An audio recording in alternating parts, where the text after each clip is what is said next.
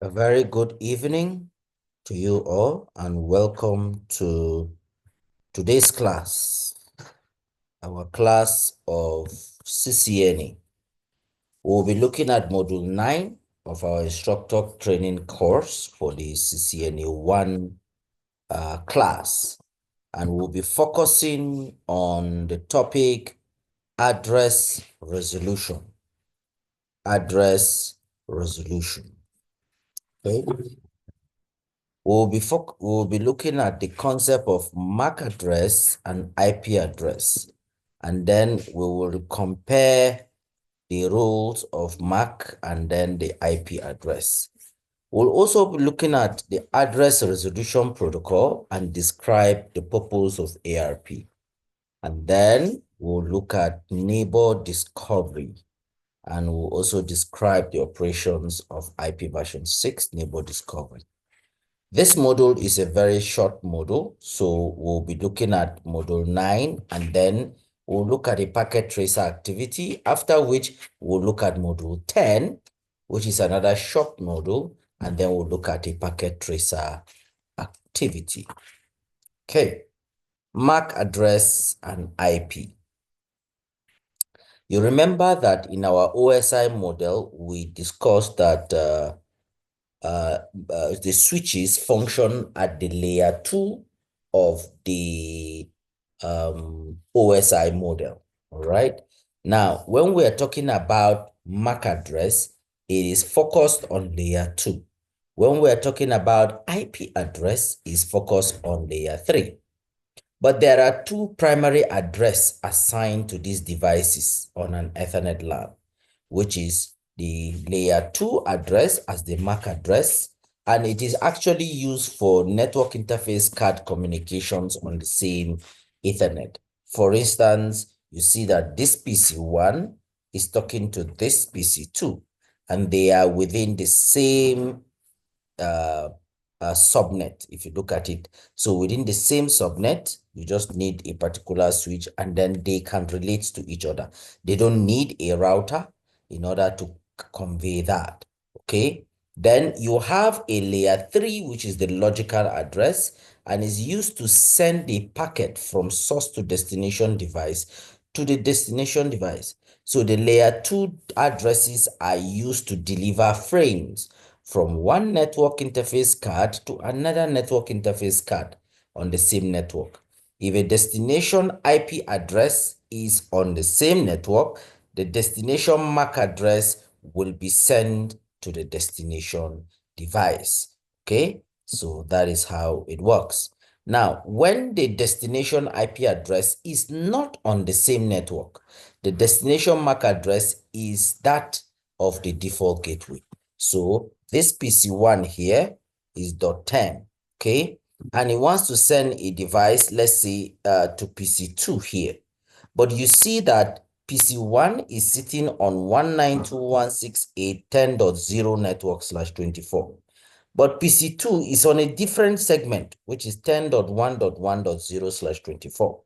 In fact, they will have to cross another big network, which is on 209.165.200. So you see that they are not on the same network.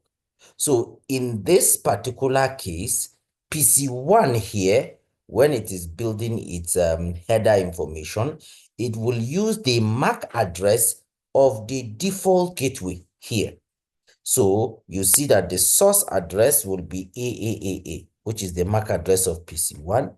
And then you see that the destination MAC address, will be BBBB, which is that of the default gateway. But you see previously, you see that here, the source address, MAC address is AAA here, which is this guy here.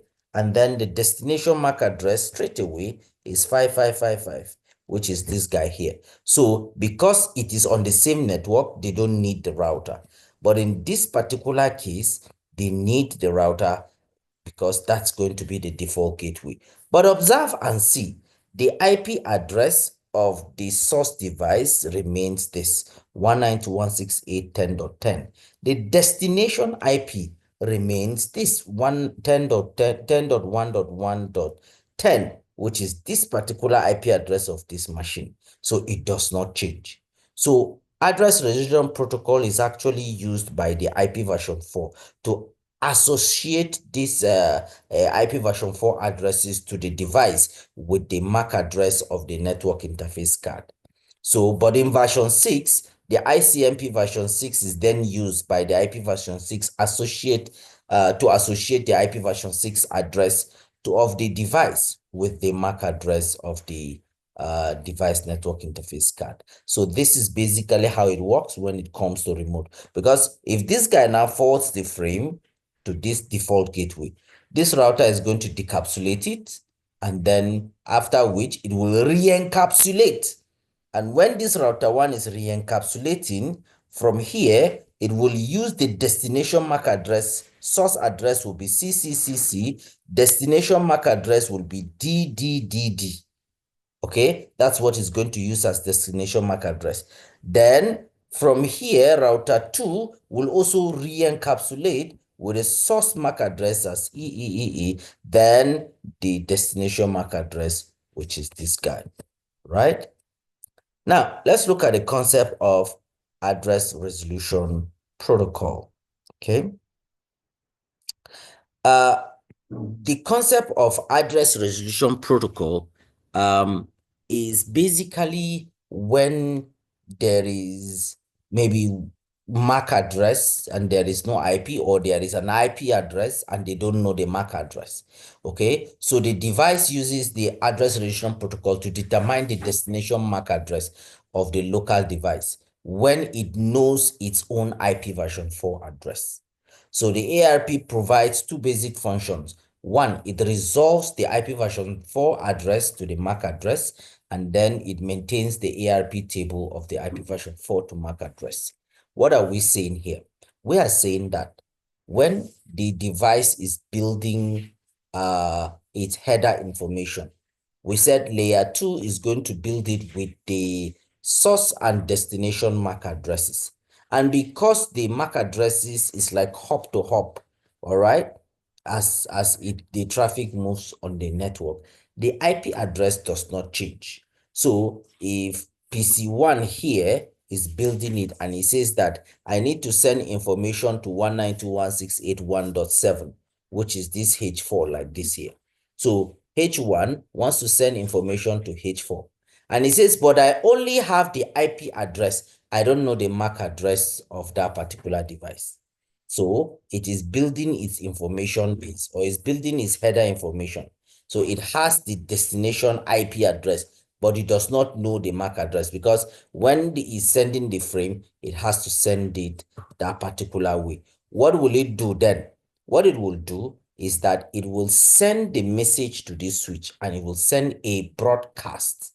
Now, in this particular switch here, there is what they call the ARP table, or it has also what they call the MAC address table. Now, in the MAC address table, what happens is that it is a table like this, okay? It's a table like this that will give you the port number, and then it will give you the MAC address. Okay, so if this is port 1, this is port 2, this is port 3, this is port 4, where these cables are connected, then the MAC address table will have, you know, and things like that. Then here it will have the corresponding MAC addresses. Now, it also have what we call the ARP table. The ARP table is where now it will keep the MAC address and then the IP address of the destination devices that are connected to it. So if, for instance, port 1 has a MAC address, it will have the MAC address here and then the IP address. So if the system is building its table, it's building its header information, it will be easy for it to get all the information that it needs. So, but if it does not have, it will send a broadcast to this switch. This switch will now broadcast the message through all the ports. And it says, hey, I have the IP address of this destination, but I don't have the MAC address. Then it is when this guy responds, because it is the owner of the IP address, when it responds, then it will be added to the ARP table. Then it will help the device to build this, whatever. So to send a frame, the device will search its ARP table for a destination IP version 4 address and the corresponding MAC address. So if the packet's destination IP version 4 address is on the same network, the device will search the ARP table for the destination address.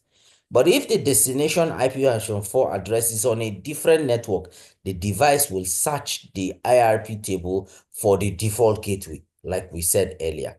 Okay, so if the device locates the IP version 4 address, its corresponding MAC address is used as a destination MAC address in the frame. So, but if there is no ARP table found, then the device will send an ARP request, right? But are there times that the entry on the ARP table will be removed from the table? Well, let's see. Sometimes the entries in the ARP table are not permanent and are removed when the ARP cache timer expires after a specific period of time. So the duration of the ARP cache timer differs depending on the operating system that is configured on it. So the ARP table entries can be removed also manually by the administrator. So, like we said, if this is like how the ARP table look like. So you will see the IP address, then the corresponding MAC addresses. So if I want to see the ARP on my own switch, I just use the command show IP ARP. ARP, remember we said it means address resolution protocol. Okay, so if I say show IP ARP, it's going to show me the IP address and then the MAC address, and then tells me the interface port that I'm connected to. But I can go to my own system, my PC, and if I do ARP minus A, it will show me the IP address of the device, the destinations, and the various destinations. So let me even do that so that you will see what I mean. Let me share my screen. Okay. Okay. All right. So where is this? Okay, so I believe you should be able to see my screen now. So if I say this is like for the PC ARP minus A. Now see what I get here. This is the default gateway, the IP address of my router. Okay, and then this is the MAC address. This is the MAC address, and I get it dynamically. Okay, then I have an IP address of a broadcast, like the broadcast IP address, and this is the MAC address of the broadcast. This is like a IP address for the multicast. This is for multicast and things like that. Okay, so if my system is connected to others, then I will be able to know that as well. Okay. So there are certain times you have ARP issues when it comes to broadcasting and spoofing. Okay, because sometimes a threat actor may decide to connect to your switch, and then once it connects to your network, it will be able to detect whenever that broadcast is making. So ARP requests are received and processed by every device on the network because it comes in like a broadcast address. So excessive ARP requests can cause some reduction in the performance of the network. Okay, so ARP replies can also be spoofed by a threat actor, and it will to perform as an ARP poisoning attack. So enterprise level switches, including mitigation techniques to protect against ARP attacks. Okay, so you see that this guy here uses a media to to access and shut down a particular system. And it says that I will send an ARP reply and pretend to be the default gateway. So if he sends to pretend to be the default gateway, meanwhile, this is the default gateway here. All these particular devices will now be pointing their details to this particular threat actor. And so whenever the traffic are going, instead of the traffic going through the right channel, it will be coming to this particular device, and the threat actor will carry out whatever he wants to do with it. All right, the final aspect of the Module 9 is the IP version 6 neighbor discovery. Now, IP version 6 neighbor discovery protocols provides address resolution, router discovery, redirection services, things like that. ICMP neighbor solicitation, and neighbor advertisement as well. And they are used for device-to-device messaging, such as address resolution and things like that. So the ICMPT version 6 solicitation and router advertisement messages are used for messaging between the devices and the routers for router discovery. Okay, so ICMP version 6 redirects messages are used by routers for better hop selection. Okay, so how does it actually work? It is like another aspect of address resolution protocol, because address resolution protocol helps you to be able to get your MAC address when you have the IP address. So in IP version 6, you will say you're looking for neighbor solicitation. All right. So you see PC1 will say, hey, whoever has this IP address, send me your MAC address. So it is the same thing, but the IP address that will come is in form of IP version 6. So the IP version 6 device use the neighbor discovery in order to resolve the MAC address of a known IP address. Okay. So the same solicitation message are sent using special Ethernet and IP version 6 multicast address as well, right? So let's look at a particular packet tracer activity. Okay. We'll be looking at this activity. It is to examine the ARP addressing table. That's what we just want to do on this activity. So I want to believe you should be able to see my system. All right.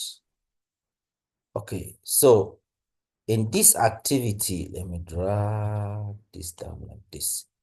All right, it says that we're going to examine, let me put this on the top. Okay.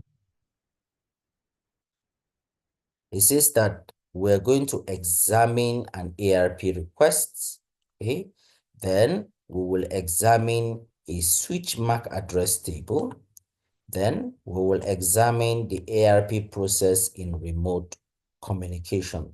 So those are the three activities, the three part of this activity that we're going to do. This is the addressing table. We may refer to it when the need arises, okay?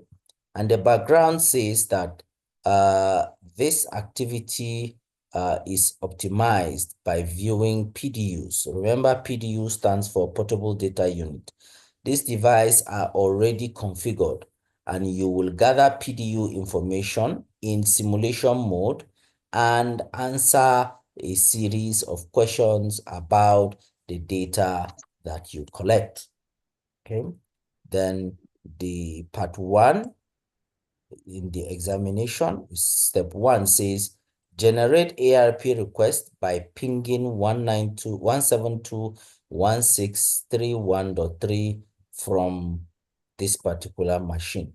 So how do we do that? You see, we go to this, click 172.168.31.2. Let's look at it. Where is it?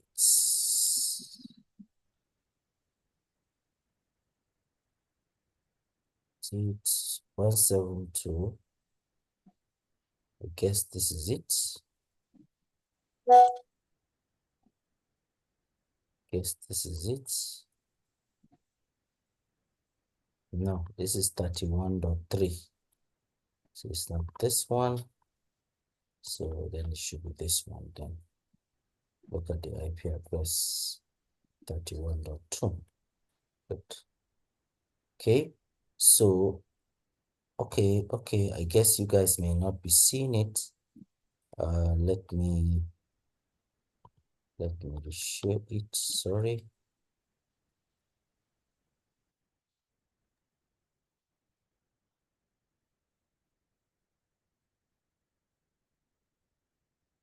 Okay, so I guess you should be seeing it.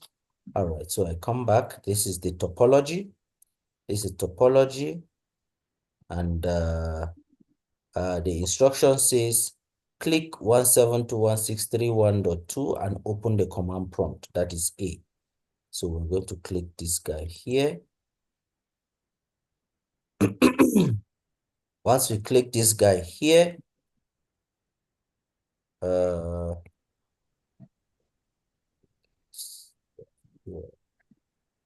this is it.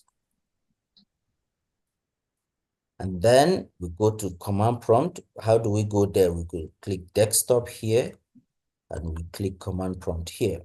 Very good. B says, okay, let me click stop here.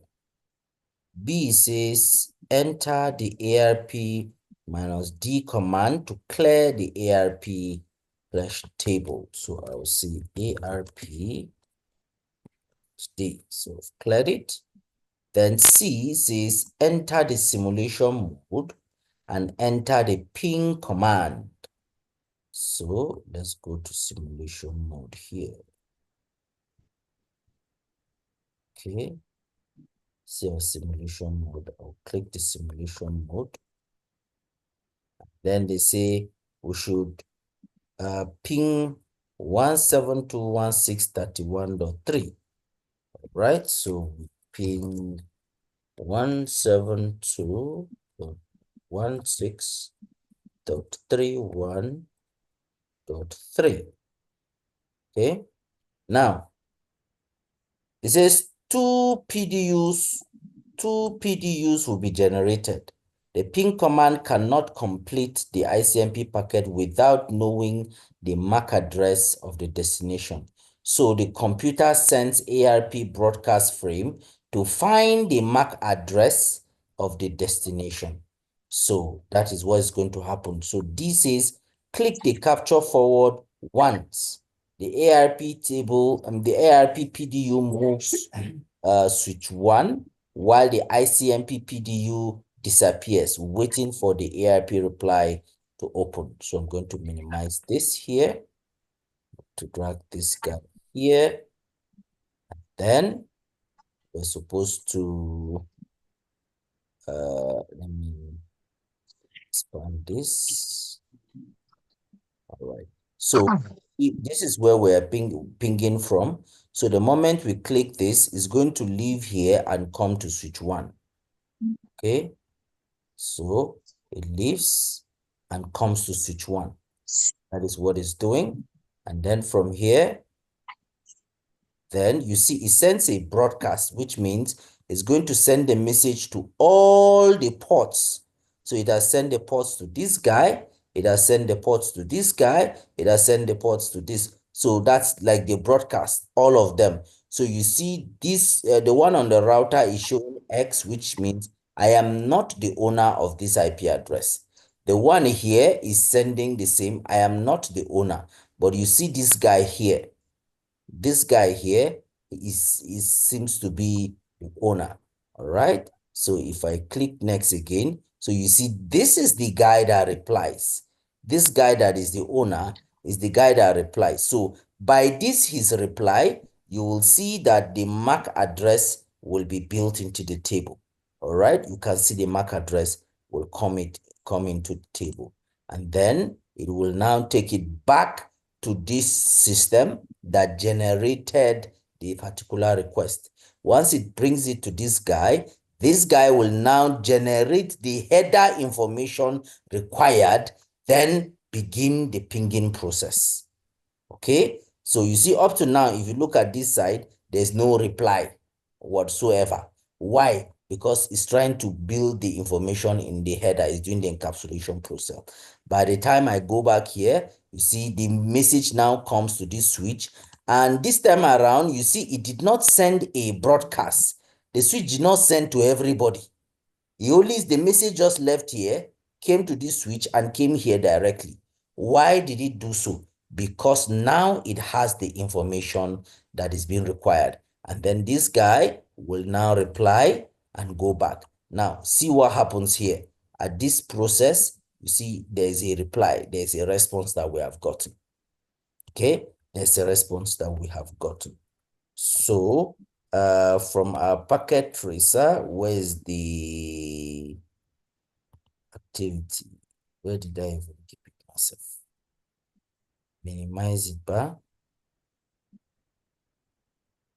Minimize it.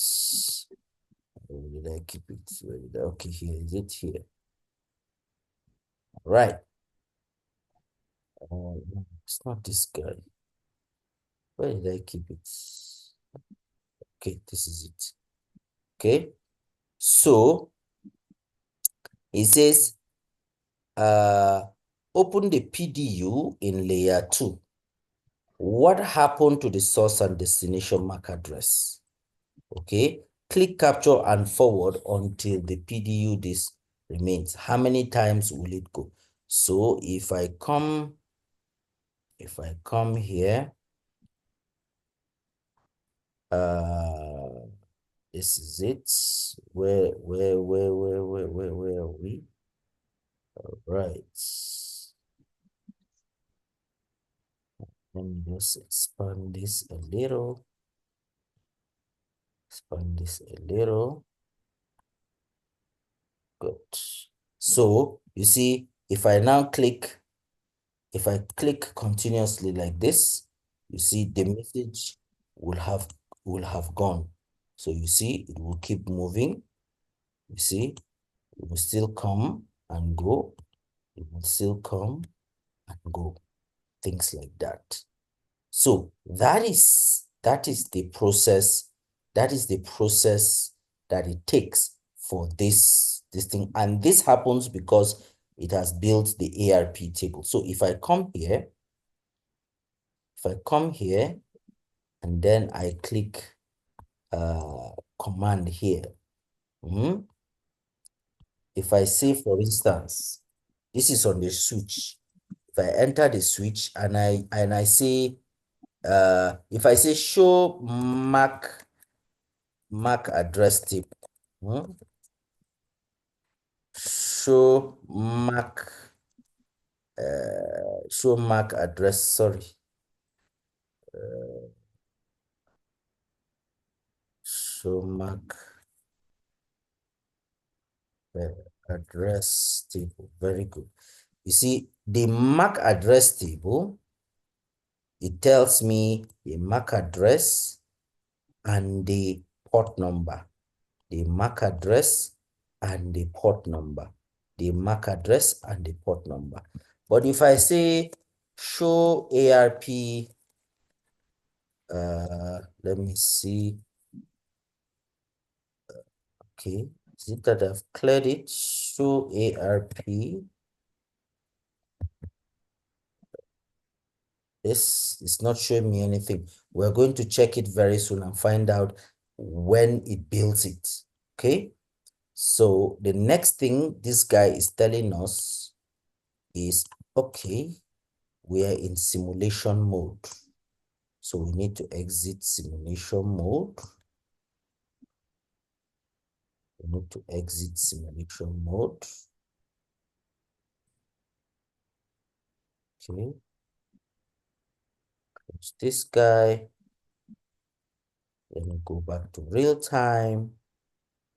Okay, and then continue our activity. Now, it says, let's examine the ARP table here. All right. Say, note that the ICMP packet reappears. The ICMP, where is it? Where is it? Sorry, this thing keeps. Note that the ICMP packet reappears. Open the PDU and examine the MAC address. Okay. Do the MAC address of the source and destination align with the IP address, which it will be? So switch back to real time, which we have done, and ping completes. Click this system and enter ARP-A. So I click this system. The one is 172.163.1.2, which is this guy here. Then I enter ARP-A. Good. So you see it has built the ARP table. This is the IP address. And then this is the MAC address of that particular port. It says, to what address does the MAC address entry correspond? Okay, it corresponds to, let's come in here, see the table here. Let's look at 2849 based on the table. 2849, can you see? This is what is coming in. All right, so that means it's connected to this particular device, the switch interface. So that makes it very, very easy for us to understand. Now, part 2 says that we can examine a switch MAC address table. Hi. All right. So to examine from this system, we should ping 172.172.16.31.4.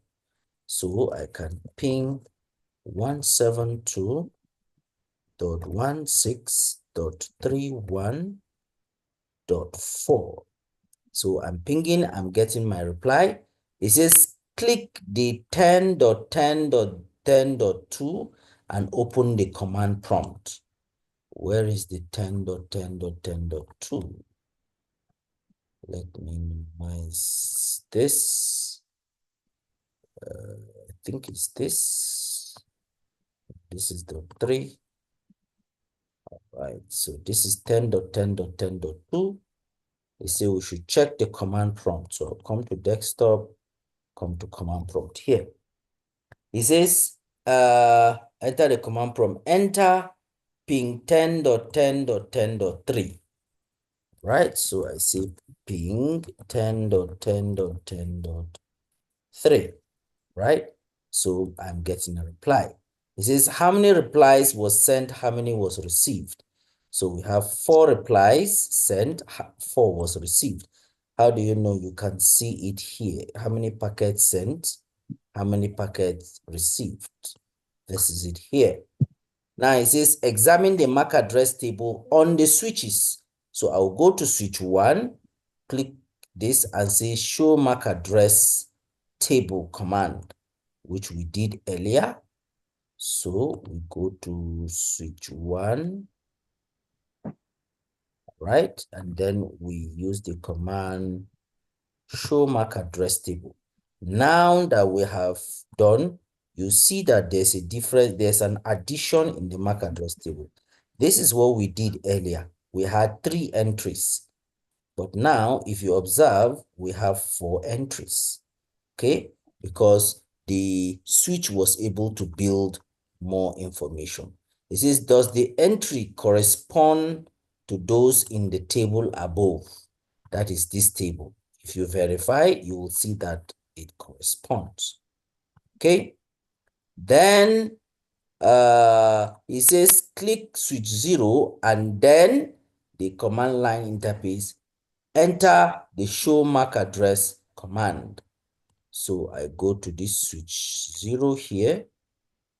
I go to the command line interface, and then I say show MAC address table.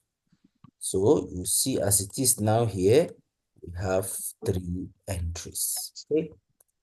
Then I think basically that is it. Part 3, which is the last part, it says examine the address resolution protocol process in remote communication. Generate traffic to produce the ARP traffic. So how do we do that? We go back to this system, open the command prompt, and then we ping this particular IP address. Then we'll now use the ARP and find out what is there. So how do? We go back to 172.168.1.2, which is this PC. Okay, sit here. And then it says we should ping 10.10.10.1. So ping 10.10.10.1. Got a reply. Then we should type ARP minus A. ARP minus A. And then we will see that now our system has built more table. This was our ARP minus A command earlier on. You see, when we did, we only had 1. Okay, entry. Now, because the traffic is moving around very well, it's learning about new destinations, and that is why you have it like that. Okay. Then enter the ARP minus D, which means we're going to delete and clear the table. All right, and switch to simulation mode. So I will now say ARP minus D. I've cleared it. So if I do ARP minus A, you will see no entries found because I've deleted. Okay, it says go back to simulation mode and repeat this ping command. How many PDUs will appear? So let me go to simulation mode. Go to simulation mode. Then I repeat this command. All right, so now I've done it. Then I'm supposed to come and see what happens here. Okay, it comes to switch 1. And then remember, we're pinging this PC 10.10.10.1. Okay, I think that's the interface here. So it goes here, it sends a broadcast, and then this guy says when we don't have that destination, it goes to the default gateway. The default gateway comes back, takes it to the PC. The PC now builds the information.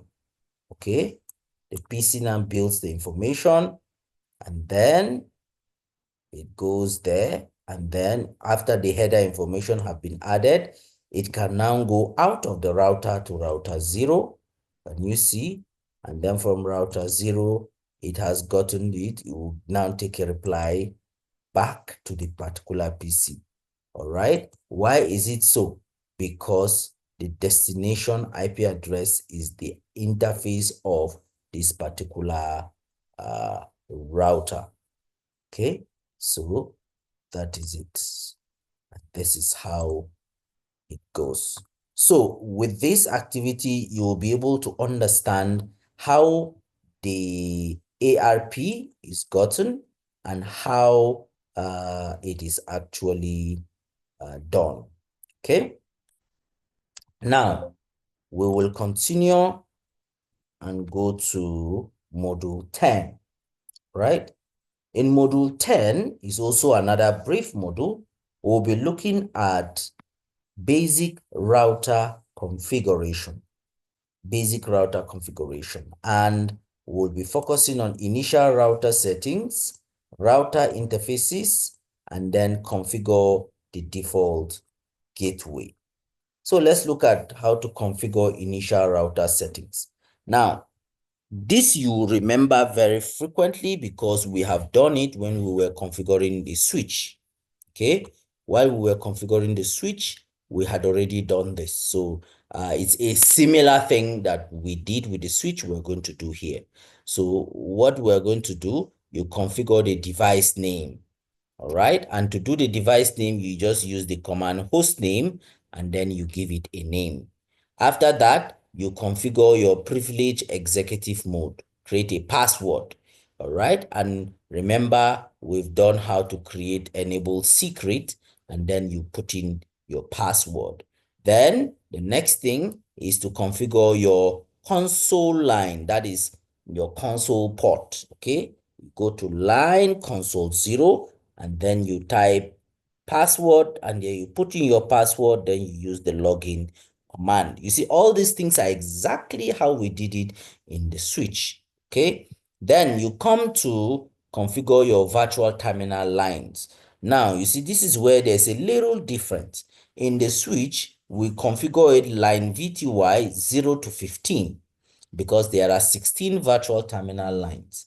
But you see, in the router here, we do line VTY 0 to 4 because there are 5 virtual terminal lines. Okay, so when you say that, you now say password, you create the password, you use the login. Now, for you to configure SSH, you need to use this command, transport input SSH.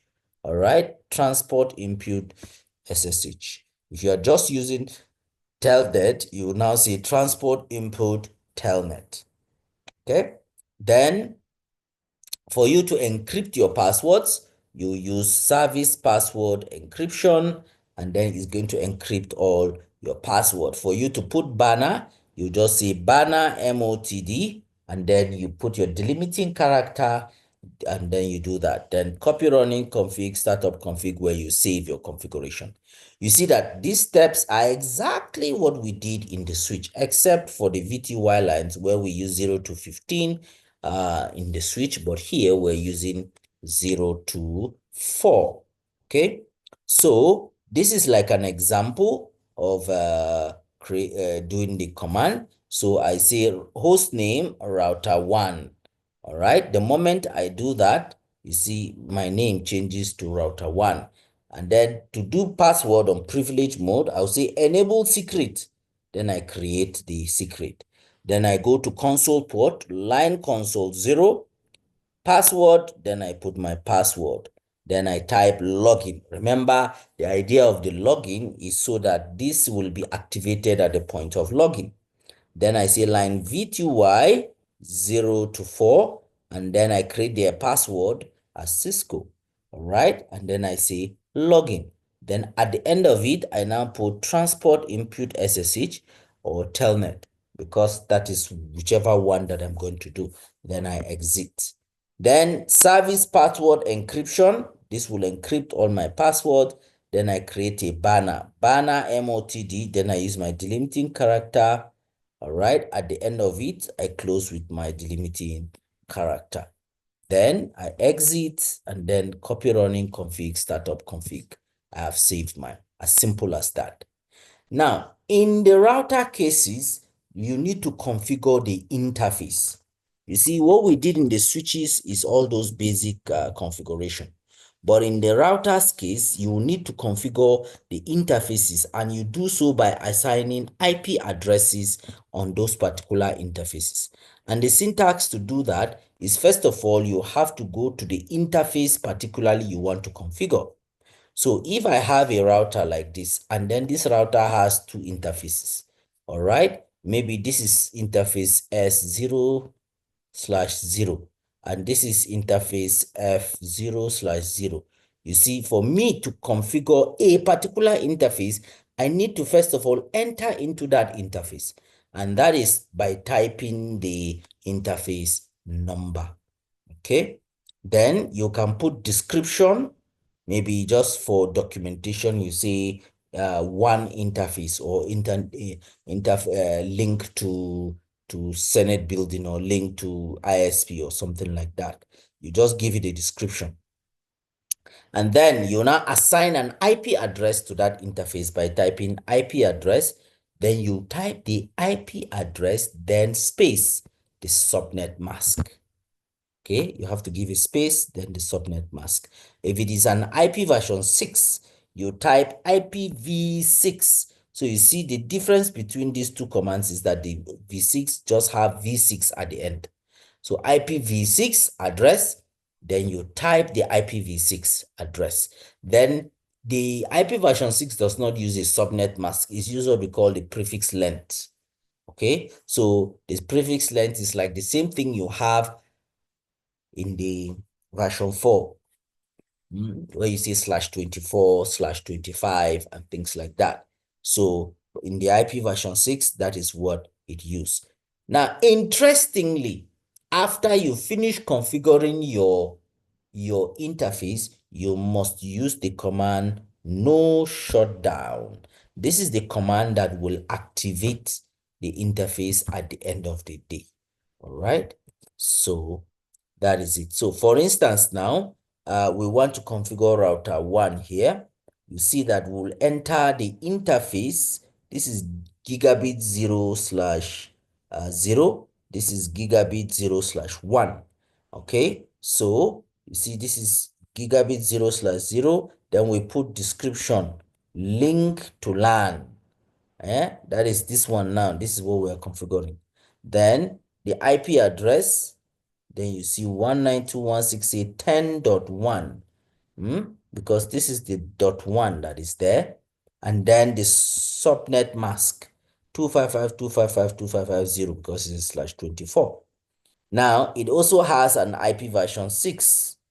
All right, you see IP version 6 address, you put in the IP version 6. Then you say no shutdown. Moment you do that, you will get this message here. To tell you that the interface is now up. All right. How about the second interface, which is this guy here? All right. You say description link to router 2 because it is linked to router 2 here.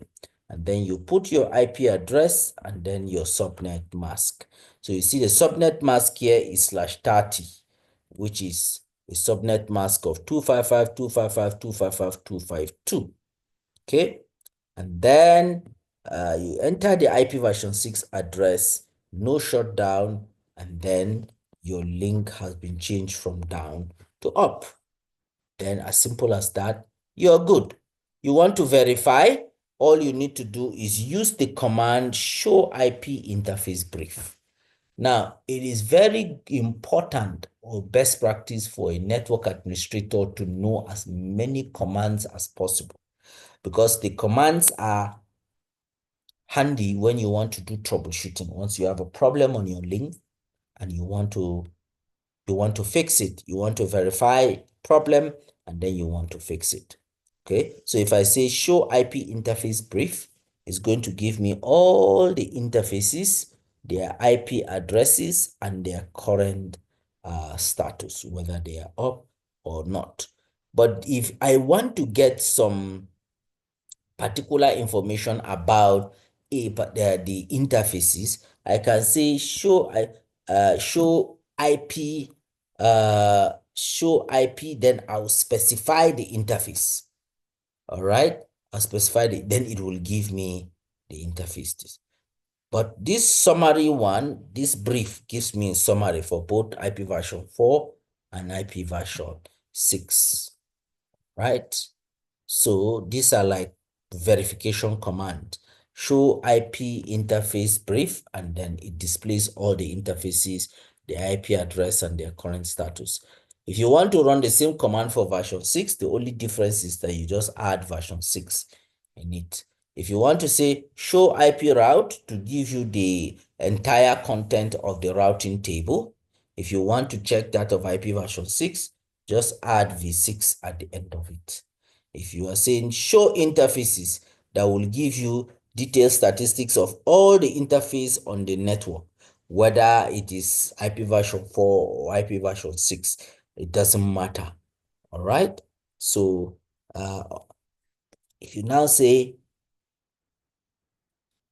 show IP interfaces, that will display the IP version 4 statistics for all the interfaces on the router.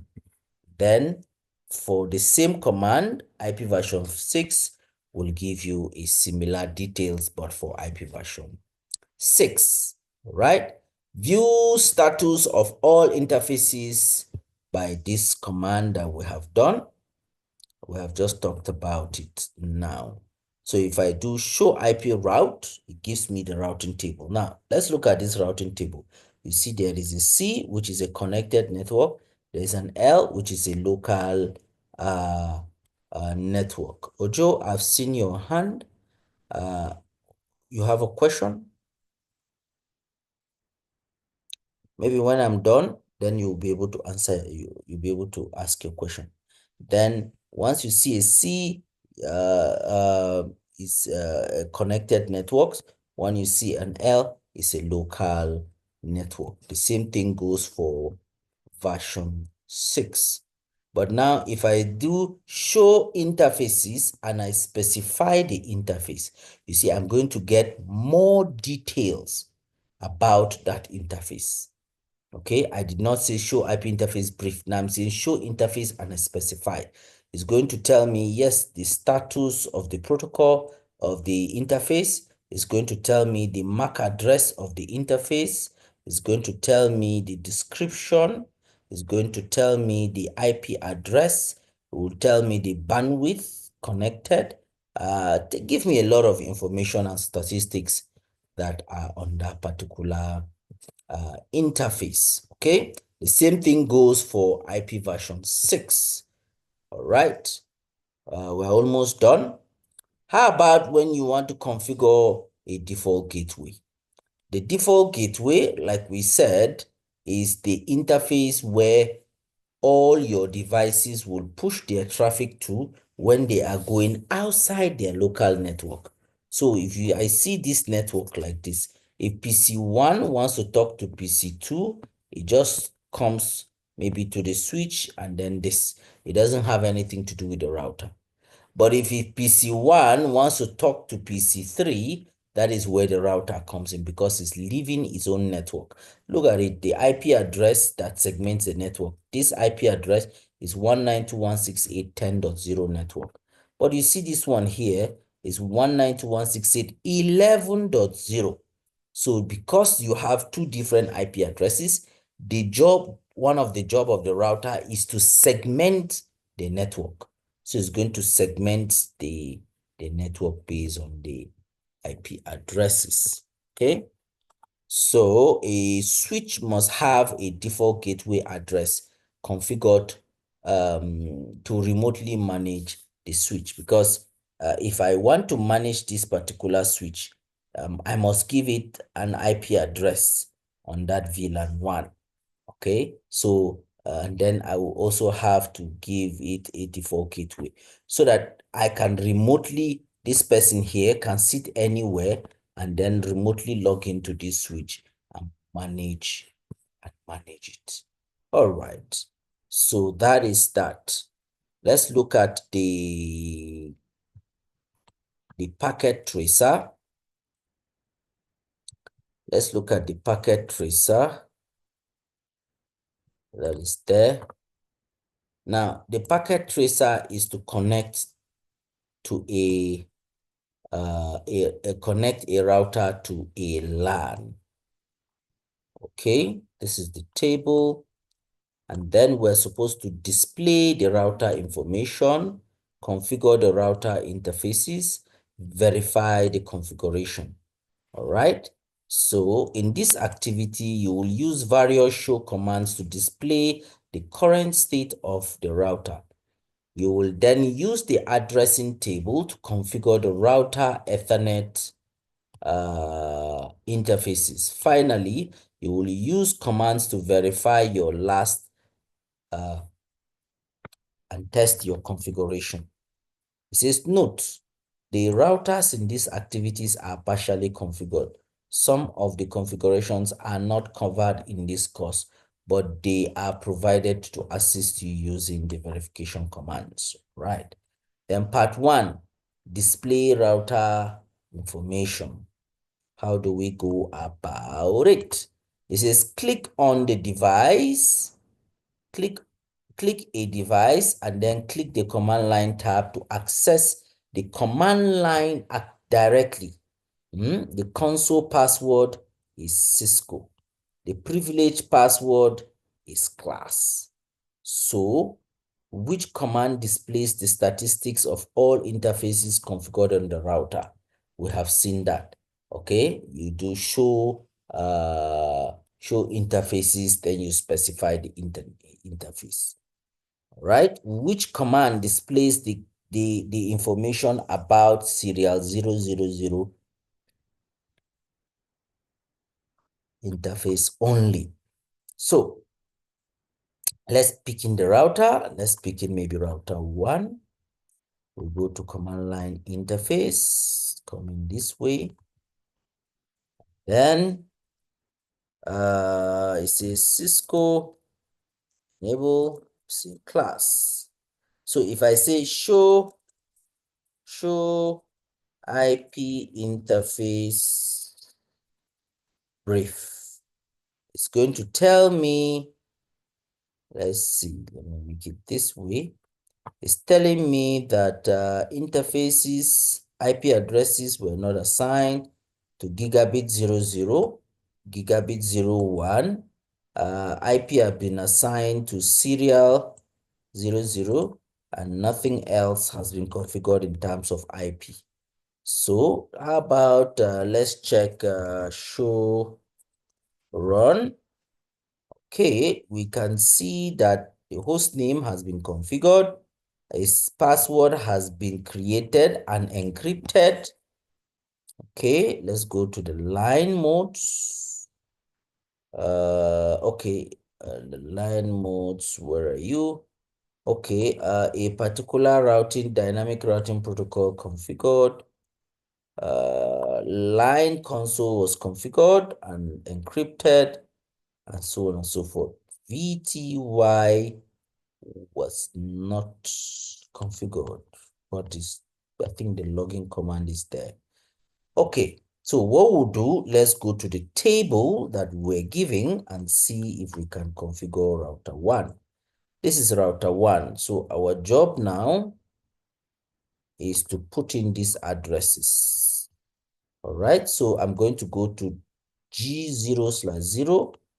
So I'll say configure terminal, interface G0/0. Then I will put the IP address, which is this guy, and the subnet mask. All right, so I'll say IP address 192.168.10.1. Then the subnet mask is 255.255.0, and I press enter. Now, having done this, I need to use no shutdown. Now, the moment I do no shutdown, you see link interfaces have changed to up. Line protocol has changed to up. Okay. Then I'm supposed to do the same for G0/1. Remember, we checked there is not configured, only the serial interface was configured. So let's go to G0/1 and do likewise. So if I exit this, I say interface G0/1, then I say IP address 192.168.11.1 with a subnet mask of 255.255.255.0. All right, and I say no shutdown. The interface is up. Okay, so for router 1, I have configured it. Let's go to router 2. So before I go, I will now use the same command. Let me exit. I say show IP interface brief. Now you see that initially it's just the serial interface that was configured. But you see now these two interfaces have been configured and they are up. Okay, right. So we are good on that. Next thing is to go to router 2 and do the same thing. So I'm going to go to router 2. So you see these ones have turned green now. Let's go to router 2. Command line interface. Press enter. Cisco password class. Then I go to configuration mode. Then I say interface G0/0 IP address 10.1.1.1/24 255.255.255.255.0. Then I say no shutdown. Okay. Then I configure the next interface. I say say interface G0/1 and then IP address 10.1.2.1 subnet mask 255.255.255.0. No shutdown. So the interface is up. Okay, so we have done router 1, we have done router 2. Now let's go to the PCs. PC 1, 2, 3, 4. We're going to configure the PCs. So PC 1, I click here and then I go to desktop, IP configuration. All right, I think it has been configured already. So we're good with that. So let's come back to our table.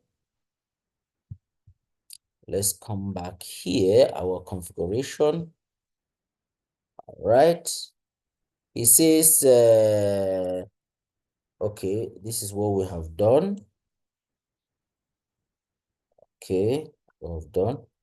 Where is it? It says back up your configuration. So we need to save our configuration. For router 1, I will say copy running config startup config. So I'll save my configuration. Then I come to router 2,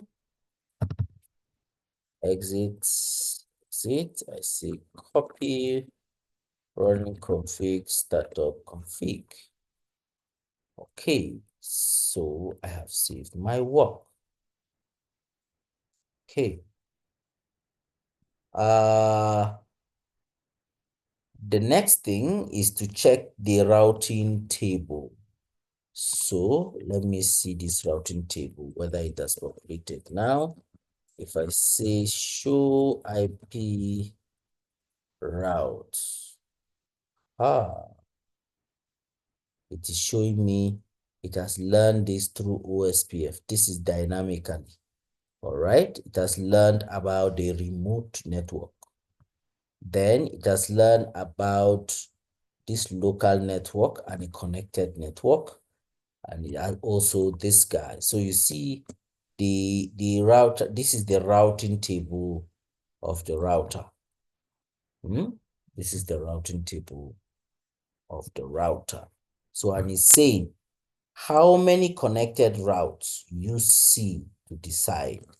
So, how many connected routes?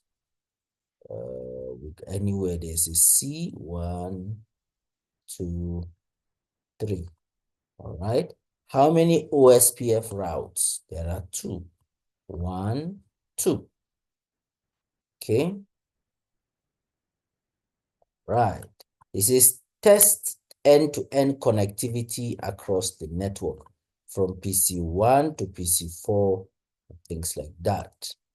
So this is PC1, this is PC4. So what's the IP address of PC4? 10.1.2.10. So let us try it. Command prompt. It says we'll ping 10.1.2.10. Okay.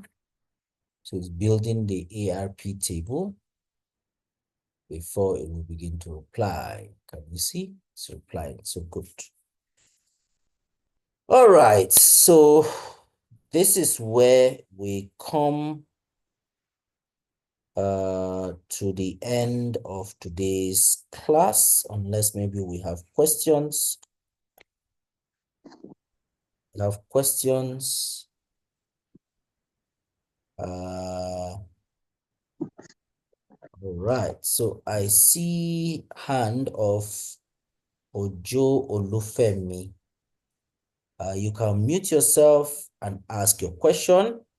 And while you do that, I'm going to open the poll for our attendants. Do well to sign in, and please do not exit until the attendance is closed. All right, so I'm launching the attendance now. All right, so you can sign your attendance. All right, Mr. Ojo, please ask your question. Hello, sir. Good evening, sir.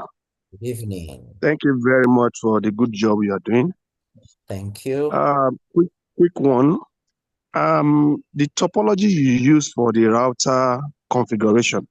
Yes. I'm quite familiar with IP version 4, but Yeah. I'm new to IPv6. I mean, I've been following it since you've been teaching us. I want to ask, not on my laptop right now, because I'm not home. I'm using my phone. It looks like on a particular interface, am I correct? On a particular interface, what?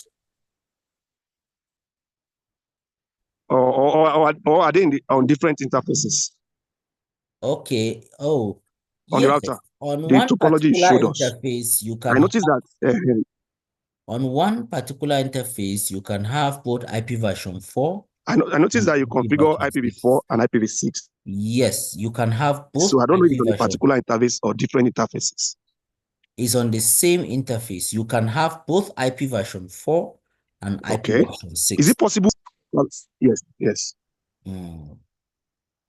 Is it possible? Yes, it's possible. Oh, okay. Yes. Thank you very much. That's what I want to ask. Then the second one, sir. Mm. Actually, you have talked about it before now. Yes, go ahead.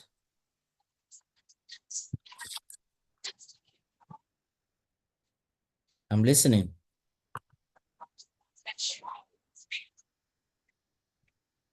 If I allow one or more people to connect to my route, switch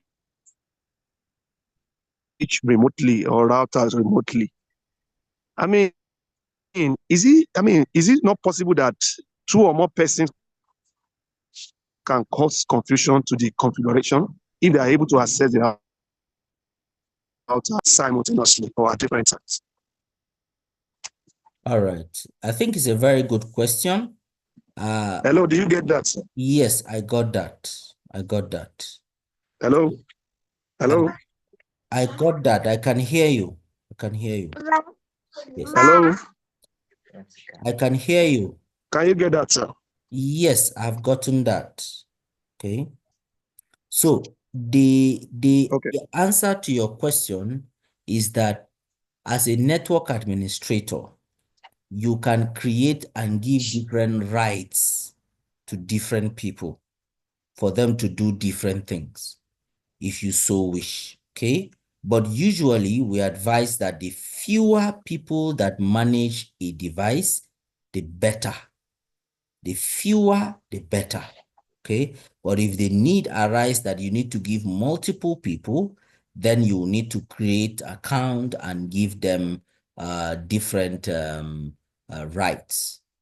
Right. So that is that one. Thank you. The next person is Sakarao Olufemi Karim.